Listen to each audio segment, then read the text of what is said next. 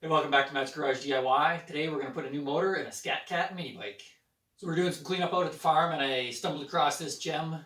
Talking to my wife, the last time she remembers her or any of her cousins riding this was probably around the mid 80s. So it's basically sat since. So I found it roughly 40 years later and boy was it in bad shape.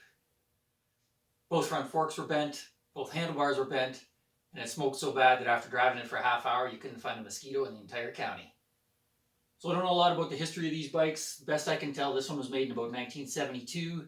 Came in two versions, a 3 and 4 horsepower version. This had a Tecumseh HS40, which I think is actually closer to about 3.5 horsepower. So I pulled that out with the intention of rebuilding it and shoehorned in another motor that I had. Fortunately, all I had was a little 6.5 horse Princess Auto or Harbor Freight Special. That was not a good plan. So after a few near-death experiences, bending the forks and the handlebars a little bit more, I decided to focus my attention on rebuilding the HS40 motor. Unfortunately, it's becoming a little harder to get parts for the Tecumsehs. I did manage to find a set of rings, honed the cylinder, changed the rings, new head gasket, lapped the valves, but on reassembly, I snapped the end off the crank. So, back to Harbor Freight I went. So I picked up this little 79cc motor that equates to about 3 horsepower. We're going to put this in. I can already see there's going to be a few issues, but that's what this video is going to be all about, working through that. And yeah, parts wise, this motor costs 129 Canadian, so that's about 100 bucks US. That's almost what I ended up having to pay for some rings and head gaskets for the original Tecumseh motor. So there's no way that I'd be able to rebuild the Tecumseh for less than I can buy this entire motor for. So let's give it a shot. Here's our original motor, the HS40, and here's our new Princess Auto or Harbor Freight Special. So first glance, overall size shouldn't be a problem. This motor actually looks to be a little bit smaller. I think largely because the cylinder goes back on that 45 as opposed to straight up and down. A couple things I did notice at first glance though, the center of the shaft is about 3.5 inches from sort of your plane on the bottom to center line, whereas that one is 4.5 inches. That may cause a problem with the chain. Next up, as you can see on the original motor, the exhaust goes out the back. This one comes out the side and then is ported out here, which may, burn some skin off your leg.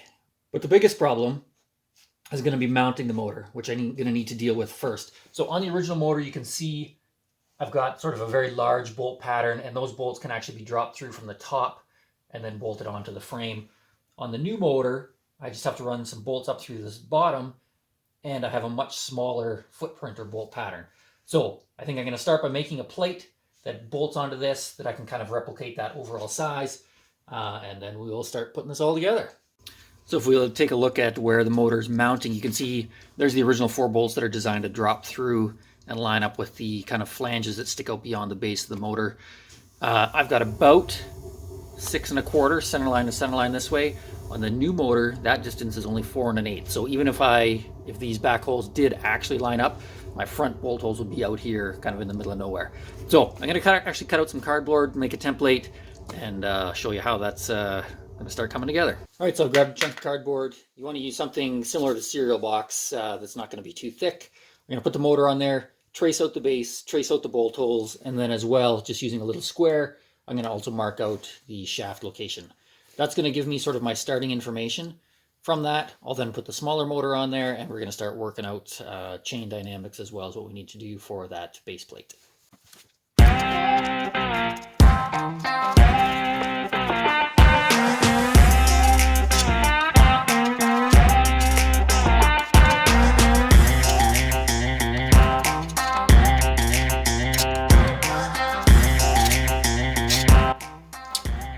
I'm having a little bit of difficulty actually marking sort of the circles for the holes, so I'm just going to use a small Allen key, basically drop that in and kind of put a bunch of little puncture marks into the cardboard, and then lift the motor off, and that will help me see where those circles are.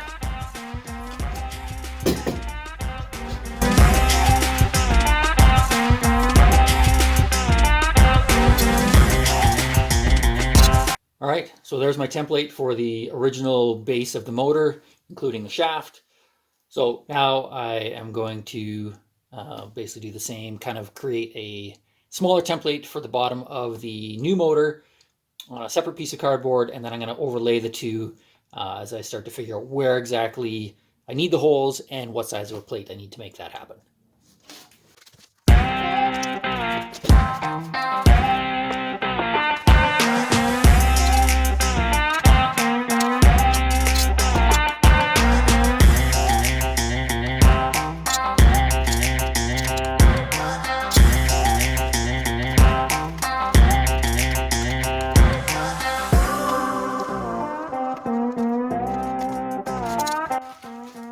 Alright, so here's the first part. I've got the base traced out and cut out. This is the shaft. You'll notice I also have this dashed or dotted line. That is the actual face of the side of the motor. On the original motor, there's also a bit of an offset like that. This distance isn't exactly the same. This will be critical because that determines where my clutch will mount as well as my chain guard. So I'm just going to be taking this into account as well when I use those base holes. So that's the only reason that I have this line here. Now for the actual location of the bolt holes.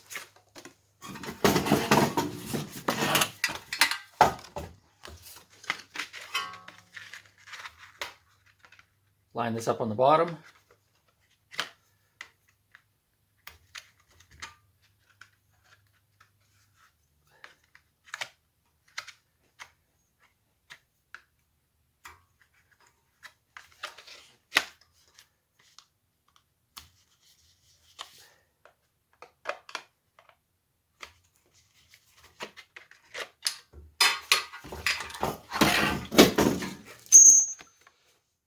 There are my 4 holes for the new motor. All right, so there's my original engine base, face of the block, and the shaft. When I put my new engine base on that, a couple things I want to make sure of. Center lines of shaft basically lining up as well. I want to make sure this side of the block is going to line up. That's, for right now, how I'm going to start by making sure that this works.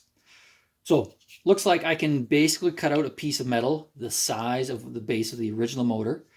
All of these new holes will fit within that. So I'm just going to mark those right now.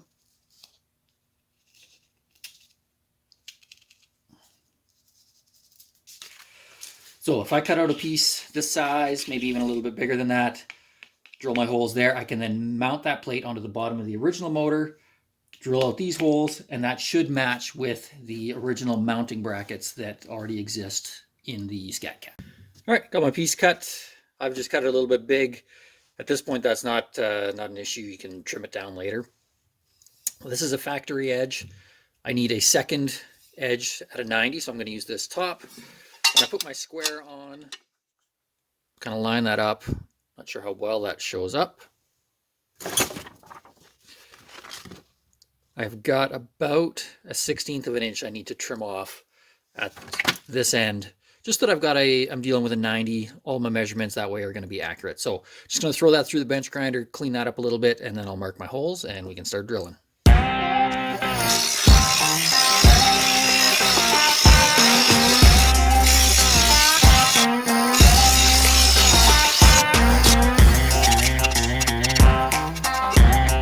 All right. Based on my score line, I've now got that as a 90. Start marking all my holes, and let's get drilling. So I've got all my points marked that I need to drill, just scored them into the paint or into the metal. And then I used a center punch and just dimpled each of the little spots.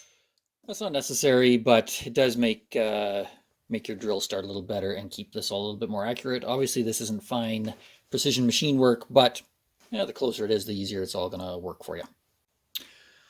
I'm going to start by drilling a slightly smaller hole, and then we'll finish these off at the correct size afterwards. All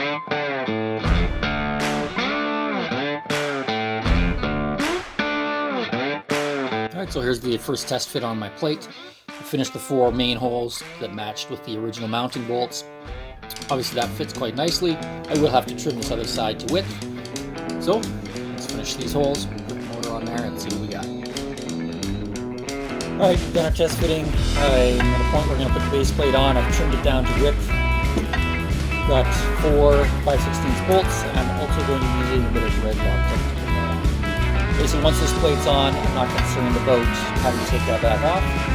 I'll come back to but I'm pretty confident with that. If I need to do any adjustments with the motor, I will use the outer holes as well as the base plate that's already fitted.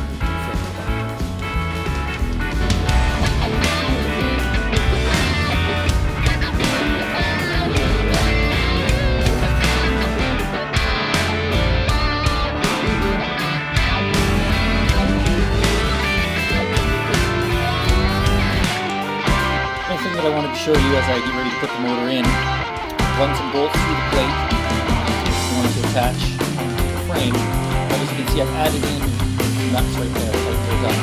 Back at the beginning, I mentioned that the shaft on the new motor is an inch lower than the shaft on the original motor. This doesn't make up all of that distance. I can't afford to put a full 1 inch spacers in there. We'll be able to get the cap off the fuel tank. But if I added those in, that's going to buy me another 1/4 inch of space. Hopefully that will be enough.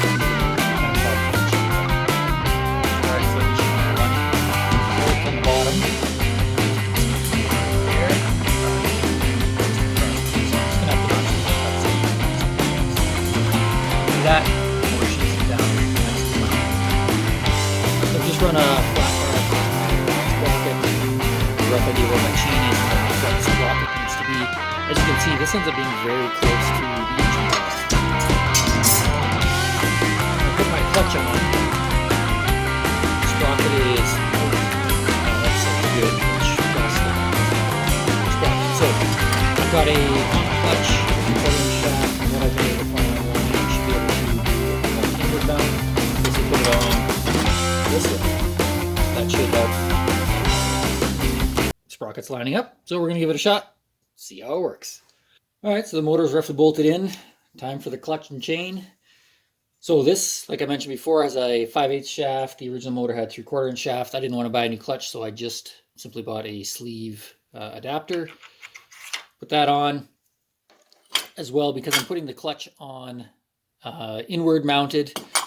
I do need a way to keep everything from sort of sliding in towards the motor. With the original assembly, there's a little key that keeps the sort of inside part from sliding, and then obviously the outer part of the clutch is held on by the bolt that goes into the shaft. Because I'm doing this the opposite way, I'm just going to use a shaft collar on the inside. That will keep everything from sort of sliding inwards and should solve my problems.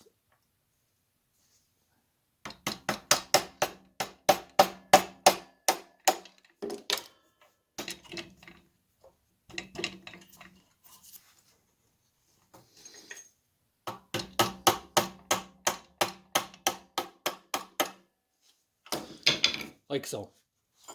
Next up will be to start to assemble the clutch and then bolt it on. So the adapter is now on, as well as the collar. I've tightened up that set screw. Now I'm just starting to put the sort of this brass fitting that fits inside of the clutch on. Tap that over into place, and then I'll assemble the rest of the clutch. All right, clutch is on. I've just loosely thrown the chain on. I'm going to fire up the bike and see if this is actually a bi-directional clutch and if it's going to work with the inward mount.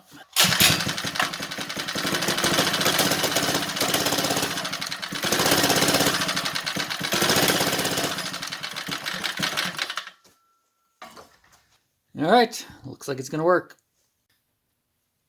Time for the chain guard. So I've just taken another piece of that cardboard, used an edge that's already creased in the box, put a couple holes in, and basically bolted the cardboard to the side of the engine block. This gives me a good idea of what my working surface is for a support for this chain guard. So I've pretty much got that where I want it. Just going to mark the top. You can see, so I'll drill some mounting holes for the top. Going to notch out a little bit inside here, just to make sure I've got extra clearance around the shaft. And I'll probably chop my angle off about there. So it gives me a great idea of the piece of metal that I want to fabricate to support my chain. So get building that next. So I put my little bracket on to hold my chain guard. As you can see by the multiple holes in the top, I did have to do some kind of fine tuning. The bolt on the side was touching the cover. But because this is 3/16 thick, I've actually drilled and tapped that. So I'm just going to use some small short nuts to hold this in place. And just do that. A big part of the reason that I did this is that getting in the back to put a wrench on the bottom to hold a nut it can be quite difficult. So this just allows me to do that. I may put a little bit of blue Loctite on there. This is going to vibrate quite a bit. Yeah, there you go. All right, so there you go. There's the steps you need to follow to install a 79cc Predator engine in your mini bike. Full disclosure, I do find this motor is a little bit underpowered. I did do some modifications. I put a larger exhaust, larger carb, shaved the head and advanced the timing. That did help a little bit. I've seen guys claim that it doubles the power.